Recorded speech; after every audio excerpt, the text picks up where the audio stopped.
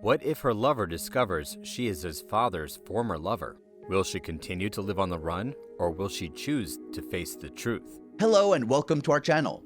Get a chance to be featured in our future videos by submitting underrated movies you want us to recap. So today, we'll recap and review a romance fantasy movie titled The Age of Adeline. A cab stopped in front of a two-story building in the heart of San Francisco. Adeline exited the cab and went to the second floor, where she was met by a young man who handed her the IDs she needed for her new identity as Jennifer. She's 29 years old and has been for several decades, but her beauty hasn't faded with time. She paid the man for his assistance and then went to work. When she arrived, she was greeted by her co-workers, who then asked for her assistance in shipping the box that had been handed to her. The box contained all of the digitized newsreel archives. She flipped through the pages and watched one reel on the movie player. A flashback to her life is shown. Adeline is born in San Francisco on New Year's Eve, 1908.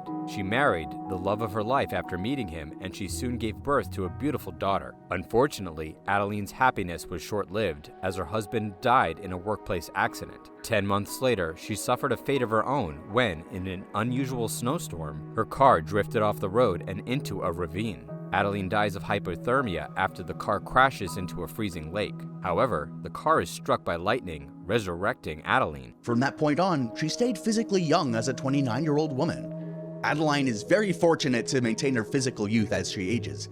If that happens in real life, she would be envied by many, I'm sure. She began her search for a cure by obtaining a clerical job in the School of Medicine. A year of research has revealed no cure for her condition. She went on with the rest of her life until the FBI arrested her and tried to force her into an airplane to take her to a research facility to study her. She escaped and realized that she needed to be on the run, which included changing identities to avoid being caught. Adeline lives with her daughter, Fleming, and changes her identity, promising that she will never tell anyone her true name and that she will change her identity and home every 10 years to avoid discovery. She did, however, break her vow with one person. Returning to the present, Adeline is preparing to move to Oregon and start a new life as Susan. She went to spend New Year's Eve at a party when she met an attractive bachelor named Ellis. After they left the party together, he followed her into an elevator and asked for her name. Next, he asked if he could see her again, but she declined and went home. Ellis arrives at Adeline's workplace intending to donate some historical books. He asks her to go out with him, and she agrees. They went for a walk in an underground tunnel while discussing his job.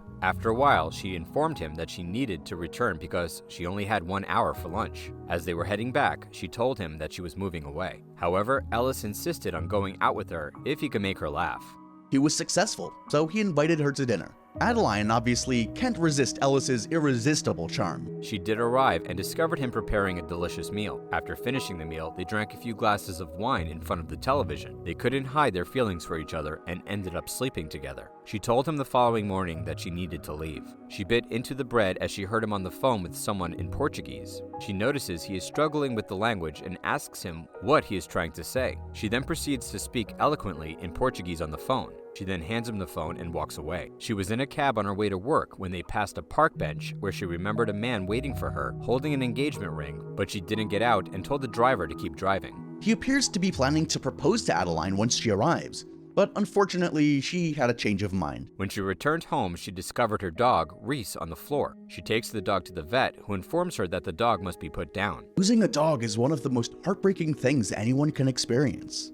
When Adeline gets home, she ignores Ellis's phone calls and messages and looks through photos of her beloved dog. She discovers the books Ellis gave her and places them in a chest. When Adeline returns from the vet, she was shocked to see Ellis waiting outside her apartment. She asks where he obtained her address. He tries to explain, but Adeline pushes him away. She firmly told him she was moving, so he turned around and left. When she told Fleming about what happened, she realized that she had made a mistake. Fleming instructed Adeline to apologize to him, which she did. When she arrived at Ellis's workplace, she informed his friend that she wanted to see him, so the friend called Ellis. Adeline apologized and explained that she was simply emotional. She requests that Ellis's friend inform him that she wishes to make amends by taking him to a place he had never visited. She takes him to a previously well-known movie theater. She told him about the location's history and showed him the best part of the movie theater, the illuminescent and filament installed to simulate a beautiful starry sky. They sat in one of the cars, sipping wine while admiring the beautiful scenery. He asks if she has plans for the weekend and invites her to attend his parents' 40th wedding anniversary, and she agrees. When they arrive, Ellis introduces Adeline as Jenny to his father, William, who recognizes her instantly and calls her Adeline.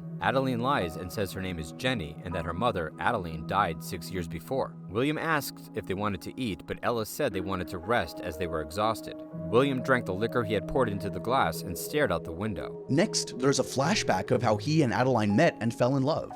It was revealed that William was the man she abandoned on a park bench years ago. But this is where it gets exciting. Back in the present, they spent the night playing the board game, and it was revealed that William named the comet he discovered Della C 1981 after his aunt Adele. Still, Adeline had previously mentioned to William that her friends call her Della. She went for a walk later that night, and William found her outside, and they started a conversation while gazing at the velvety dark sky filled with brilliant stars. Adeline asked why he named the comet after her mother. He explained that it was a near miss, just like the closest comet that was supposed to hit Earth 200 years ago. He also said he was supposed to propose to her. She told him that she also loved him. While they were cuddling in bed, Ellis confessed his feelings, saying he couldn't help but fall in love with her. Who wouldn't? Ellis, so did your father. Before she could respond properly, he told her she didn't have to say anything and that he just wanted to be honest with her about how he truly felt. The following day, while everyone was gone, William and Adeline had a conversation. William notices a scar on her left hand, which bothers him. He hurried to a storage shed and began going through old photos, discovering one of him and Adeline after he had stitched her up after an accident. He follows her and confronts her. She told him she had no idea what had happened. She explained that she suddenly stopped aging and was afraid to tell him because she didn't want to be treated as a test subject. William tells her not to run away for the sake of Ellis. She ran back to Ellis's house, leaving him a letter. Here we see Adeline running from the truth once again. She's afraid that Ellis might not believe her, as she believes that what happens to her is unexplainable.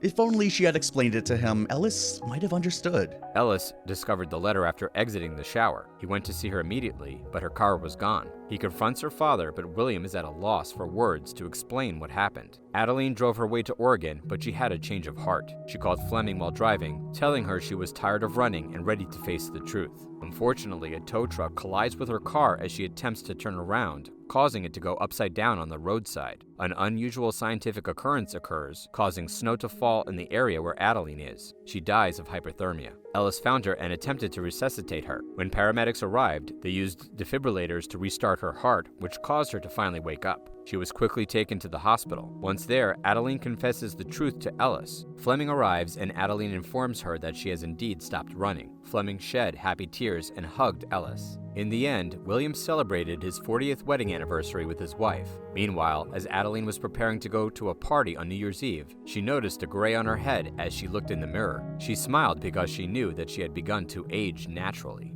This film portrays the importance of not running from the truth, family, or love. It shows that the truth really does prevail in the end, and it'll set you free once you decide to face it. If you're looking for a fantasy movie with a mix of romance and chill, add this movie to your watch list and you'll never regret it. Please subscribe to our channel to be notified when we upload. Also, don't forget to suggest movies that you want us to recap in the future in the comments down below.